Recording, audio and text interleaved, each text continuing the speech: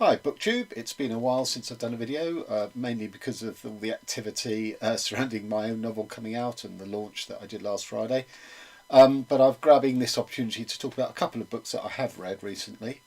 The first is Annihilation by Jeff Vandermeer. Take That Image is taken from the film, which I have seen, despite my video about how I won't go and see movie adaptations of serious literary fiction novels. And the reason is because I didn't know it was based on a novel, because I'd heard the name Jeff Vandermeer, but I'd never read any, I didn't know anything about him. So I saw the film, and I had no intention of reading the book, but it's only because I saw the Book Chemist's video that made it sound very interesting, well worth reading, at which point I cursed myself for the fact that I had seen the movie. Just go and watch my video on why I won't watch movie adaptations. I don't need to repeat all of that now. So this book is anything you, the reader, wants it to be. By which I mean it's science fiction, or it's horror supernatural, or it's a sort of environmental, ecological, sort of creeping apocalypse, I suppose.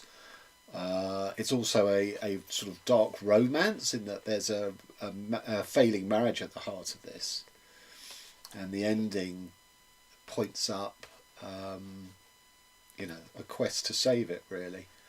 But it's also a work of metafiction, in that, and this is why I say it's anything you, the reader, wants it to be, because ultimately, the way it's written is you, the reader, as in any book, but really sort of exaggerated here, you, the reader, decide what this book is, what's going on in the book, because the main character, whose eyes you view everything through, she is not confident in what she is viewing for reasons that I'll go into. And therefore, when she says, she describes something, but she says it might not be that, then that's the position you, the reader, are put in. So you, the reader, are almost writing this as much as you're reading it, because you have to make decisions on what it is you're being presented with. That's why it's sort of metafictional. But for me personally, and it was the metafictional element that the Book Chemist talked about that made me want to read this book in the first place. But for me, as a book, all those things are in there, the science fiction and the ecological disaster and the supernatural horror. It's all in there, but because of the metafictional element, it's none of them. It is only this thing of the reader being put in the position of deciding what this book is. And it seems to me that the reader can only, if the reader comes to any conclusion at all, they're only going to plump for one of those. They're not going to plump for all of them, which is kind of an interesting concept. I mean, I wasn't wholly convinced by this metafictional device, but it did sort of take you to some interesting places. So, okay, on to what the book is. So there is a strange part, I assume, somewhere in America, of the landscape that has this very strange ecology which is creeping and growing. Is it alien, or is it some sort of mutation, due to environmental degradation and pollution? And the authorities, or a secret authority, is keep sending these missions of people in to try and investigate it, and try and get to the bottom of what this is. And the missions all end, disastrously. Either they turn in on themselves and destroy each other, or they come back and they're completely sort of strung out, or they come back and they develop these very sort of strange cancers that kill them. But this secret authority keeps sending them in, and the sort of true nature of sort of secret governmental bodies. They spin lies. The information they give to the people on these missions is restricted and basically full of lies, including how many previous missions have gone in. Because if people knew that these missions ended spectacularly badly, then who would go in? So this mission is slightly different because it's all women. They think that maybe the change of sort of gender composition of a mission might stop the mission tearing itself apart, as has previously happened. So there's four women. There's a psychologist, a botanist whose eyes we see through, a surveyor, and another one I now can't remember. Was it an archaeologist? No, an anthropologist. That's right. And very quickly they're two women down, so it's really only two of them. And it's the botanists whose eyes we see through. But it's made clear that, were you to see through the eye of, let's say, the anthropologist or the psychologist, you'd have a very different view, because each goes in with their perspective. And again, that's the position you as the reader are put in, even though we are probably none of those specialisms. So although we get the botanist's point of view, she's doubting her own eyes, or she's unable to say what the cause of these things are. So all the time she is throwing it back to us, the reader, if we want.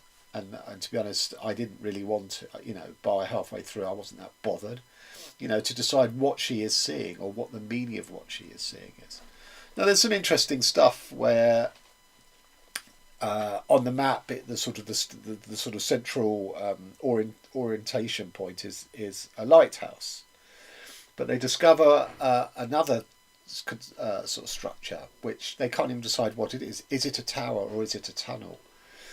And we, the reader, are sort of asked, mentally to vote on one or the other. But the characters keep one will call it a tower and the other will call it a tunnel, and then they'll swap. And that's going up throughout the whole book, throughout.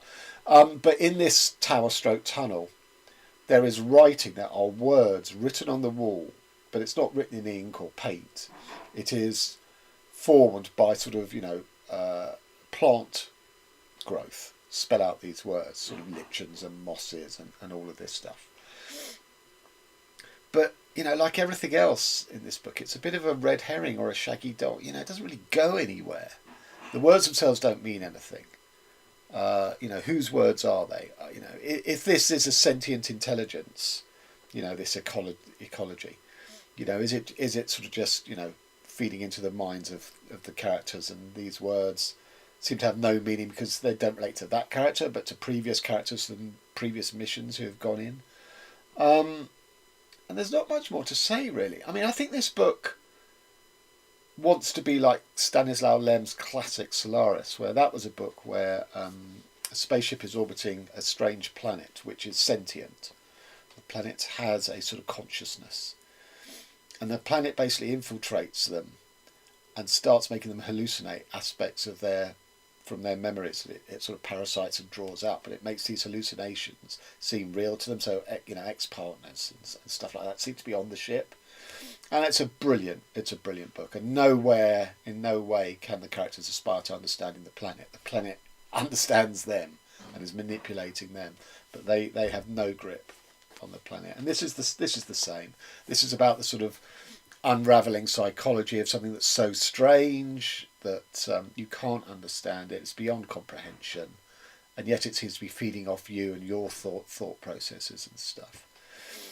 But it's far inferior to Solaris. I think Solaris is much better, because I think what the difference is that Solaris keeps it to the individuation of the three characters on board that ship, whereas this, I think, is trying to make much broader universal statements about consciousness and understanding and who writes who.